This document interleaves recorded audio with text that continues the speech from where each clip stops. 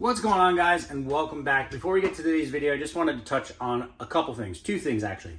For starters, something that's been on my mind for the last probably 5 days at this point is the passing of Greg Biffle and his family.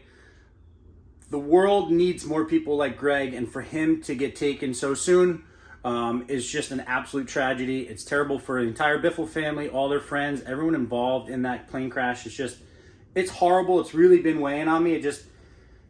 He was such a good guy. Not that I ever met him, but just everything that he did and everything that he was planning to do and was doing for people that were in need was just incredible. And it's just a tragedy. And I just wanted to say sorry to everyone involved in that. It's just brutal, absolutely brutal to even think about or hear or talk about. So moving on past that, on a more positive note, it is Christmas. Christmas in, I think, 2 days, 3 days, whatever it is, 2 days, I think. And I just wanted to come on here and say thank you to each and every one of you guys that support the channel, that watch the videos, that like the videos, that subscribe, all of our sponsors that are on these sleds. I couldn't do it without you, so I just wanted to say thank you from the bottom of my heart. I appreciate it, and Merry Christmas to all of you and your families. So with that being said, on to today's video.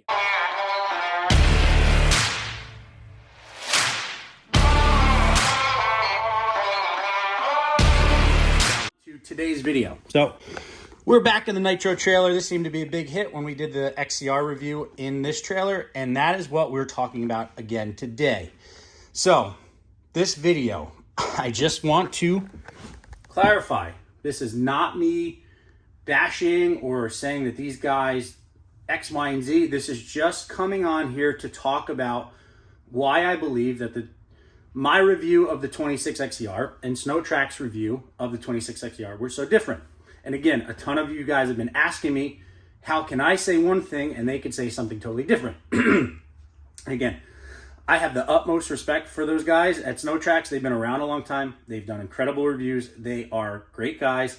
And they have their own opinion on everything, which leads me into my next thing, suspension. We've talked about it for so long, 4 years now, 5 years, whatever we're talking about it. It's all relative. It's relative to how you ride, your weight, where you ride, what kind of trails you ride, and what you want out of the ride of the snowmobile. Okay, we've talked about that so many times. And depending on all those different variables, depends on what sled you buy, and two, how you set up your suspension. So we have gone through the XCRs so many times.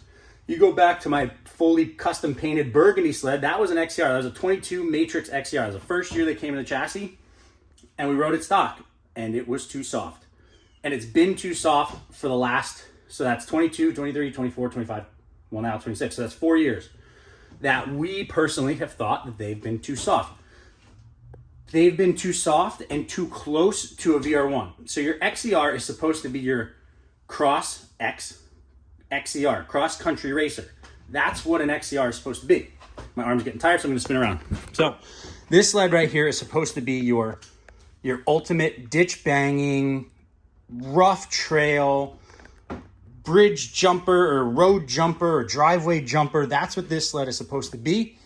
And I personally feel that in the last 4 years that they have missed the mark.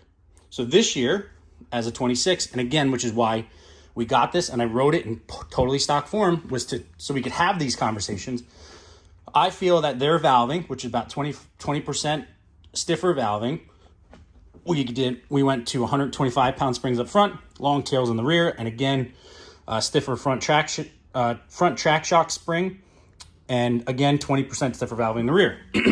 This, in my opinion and Bruce's opinion, is a step forward in the XCR to make it what it's supposed to be.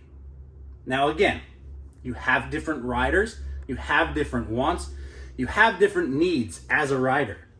An XCR, you want it to be able to handle those big bumps. You want it to be able to do that road crossing. And again, that's what Polaris is doing. They're making it closer to that. And again, I've ridden this, I probably have about call it 250 miles on this one. But again, in the last 4 years, all the different suspension things we've done, I call it a butt dyno for Bruce, for his suspension because he doesn't have a dyno for the shock. So he does valving changes. I ride it. I relay the message to him of, hey, this is what it does. This is what it doesn't do, et cetera, et cetera. So I feel like I have a pretty good understanding of what a sled should feel like and how it should perform. And again, 26 here, yes, step in the right direction. I still think that there's some improvements that can be made, but I do not think it is harsh, it's rigid, it's this, it's that, it's a step backwards, as they were saying. I just don't agree with it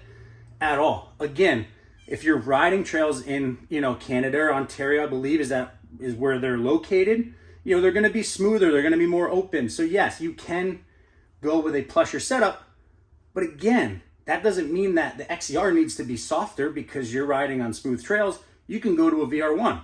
It's still a premium model. It rides incredible, especially on smooth stuff. But for your XCR guy, this is the step in the right direction. So I definitely gotta breathe here. I'm out of wind. I definitely believe that this XCR is again a step in the right direction. I think it's one step closer to the cross country sleds. Again, we've done so much on the cross country sleds. I raced last year, and I truly feel that an XCR should come with that exact suspension, in my eyes, which is about 4 steps up from what this is. That sled is, you can run through the bumps, you can run through that. The problem with it is yes, it does feel a little bit rigid, but there's got to be some kind of balance there of being able to handle the big bumps and then being plush. And again, that gets back to what I said the first time of different riders want different things. They want different feel. But an XCR, someone that's getting an XCR should be wanting that feel and wanting it and knowing that they have the suspension there to hit those things and to run through those bumps and not bottom out and to have that stiffer valving there to absorb those bumps. Now, again, I'm not saying that they're wrong. Everyone has their own opinion, and they're probably going to watch this video and say, well, this guy's, he could be wrong, which again, hey, I could be, but I feel like I have a really good understanding of what sleds should feel like and how they're supposed to act. And I truly believe that what Polaris did to this XCR is a giant step in the right direction. Again, all the shocks we've done, all the setups for so many different people, thousands and thousands of people I am in contact with every year, getting their shocks done by Bruce, springing their sleds according to their weight and their riding style, and people are coming back to us and loving it.